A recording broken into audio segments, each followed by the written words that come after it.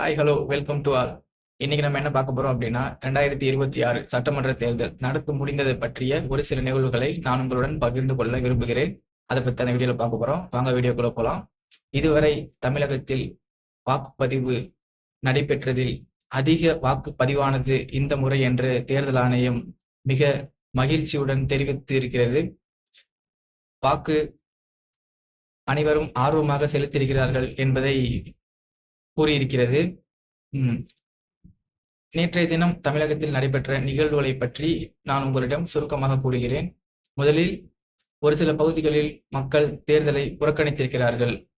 ஒரு சில குற்ற சம்பவங்களுக்காக வேங்கை வயல், அதுக்கப்புறம் நாங்குநேரி, இது போன்ற இடங்களில் மக்கள் தேர்தலை புறக்கணித்திருக்கிறார்கள். எங்களுக்கான தீர்வு இதுவரை கிடைக்கவில்லை என்ற ஒற்றை காரணத்திற்காக மக்கள் தேர்தலை புறக்கணித்திருக்கிறார்கள். ஒரு சில இடங்களில் கலவரங்களும், ஒரு சில இடங்களில் தள்ளுமுள்ளுகளும், கட்சியை சேர்ந்தவர்கள் ஒரு கட்சியிலிருந்து மற்றொரு கட்சிக்கு ஒரு சிறிய கலவரங்கள் நடைபெற்றிருக்கிறது என்பதுதான் உண்மை. அடுத்தபடியாக தஞ்சாவூர் மாவட்டம் பாபநாசம் அருகே நாம் தமிழர் கட்சியின் வேட்பாளர் திராவிட முன்னேற்ற கழகத்தின் தொண்டர்களால் தாக்கப்பட்டுள்ளார் என்ற நிகழ்வையும் நீங்கள் தொலைக்காட்சியின் வாயிலாக பார்த்திருப்பீர்கள். இதுபோல பல இடங்களில் ஒரு சில சம்பவங்கள் நடந்திருக்கிறது என்பதுதான் உண்மை. மிக சிறப்பாக 2026 சட்டமன்ற தேர்தல் நடந்து முடிந்தது. அடுத்தபடியாக மே 4ஆம் தேதி தான் இதற்கு யார் முதல்வர், யார் மக்கள் பெரிதாக தீர்மானித்திருக்கிறார்கள் என்ற முடிவு அடுத்த மாதம்தான் தெரிய வரும். இங்கு என்ன போட்டி என்றால், இவர்கள் கூறுவது போல தமிழக வெற்றி கழகத்திற்குமா, திராவிட முன்னேற்ற கழகத்திற்குமா, இல்ல திராவிட முன்னேற்ற கழகத்திற்குமா, இல்ல அனைத்து இந்திய அண்ணா திராவிட முன்னேற்ற கழகக்குமா, இல்ல விடுதலை சிறுத்தை கட்சிக்குமா, இல்ல பாட்டாளி மக்கள் கட்சிக்குமா, இது அல்ல போட்டி. என் மக்களை ஆள துடிப்பவர்களுக்கும் ஆட்சி அதிகாரத்தில்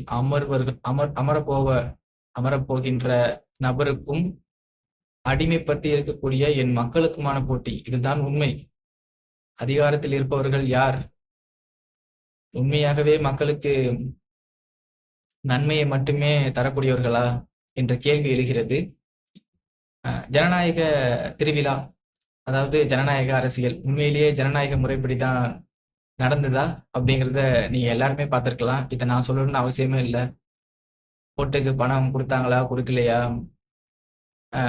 வாக்கு வாங்கும்போது என்ன சொன்னாங்க, என்னெல்லாம் வாங்கணும், என்னெல்லாம் கொடுத்தோம் எப்படின்னு பல கேள்வி உங்களுக்கு நீங்களே பதில் சொல்லிக்கிங்க.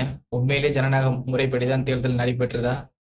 தேர்தல் அவசரம், பறக்கும் படை, தீவிர சோதனை, இதற்கு இடையில் ஜனநாயக முறைப்படி தேர்தல் நடைபெற்றதா என்ற கேள்விக்கு நான் பதில் கூற வேண்டிய அவசியம் இல்லை. உங்களுக்கே தெரியும். யார் எவ்வளவு தொகை பெற்றீர்கள், பெறவில்லையா என்பது உங்களுக்கு மட்டும்தான் தெரியும். காத்திருந்துதான் பார்க்க வேண்டும் அடுத்த முதல்வர் யார் என. என் மக்கள் யாரை தேர்ந்தெடுத்திருக்கிறார்கள் என்று பெருவாரியாக தேர்ந்தெடுத்த தலைவர் மட்டுமே என் மக்களை ஆட்சி செய்ய முடியும். இது மட்டுமல்லாமல் ஒரு சில இடங்களில் மக்களுக்கு போதிய போக்குவரத்து வசதி இல்லை என்ற குற்றமும் எழுந்தது. வாக்கு செலுத்துவதற்காக சொந்த ஊருக்கு சென்ற பெருவாரியான மக்களுக்கு பேருந்து கிடைக்கவில்லை என்ற குற்ற சம்பவத்தையும் நாம் இணையதளம் வாயிலாக தெரிந்து கொண்டோம். முன்பெல்லாம் தொலைக்காட்சியில் ஒரு நிகழ்வு வெளிவந்த பின்புதான் உண்மை என்று நாம் எல்லாம் சிந்திப்போம். இப்பொழுதெல்லாம் நாம் பயன்படுத்தும் கைபேசி மூலமாகவே பல நிகழ்வுகளை நாம் பார்த்த பின்புதான் இந்த தொலைக்காட்சியை பார்க்கும் நிலைக்கு நாம் வளர்ந்திருக்கிறோம் என்பதுதான் உண்மை. பல குற்ற சம்பவங்களும் பல இடங்களில் மொபைல் போன் மூலியமாக கேமராவை ஆன் செய்து பல குற்றங்களை மக்கள் துணிவுடனும் துணிச்சலுடனும் வீடியோ எடுத்து பதிவிடுகிறார்கள் என்பது மிக சந்தோஷமாக உள்ளது. எந்த டிவி சேனல் உதவியும் இல்லாமல் நான் குற்றம் நிகழ்ந்தால் என் கைபேசி மூலமாகவே நான் அந்த வீடியோ எடுப்பேன் என்ற துணிவு இருக்கிறது.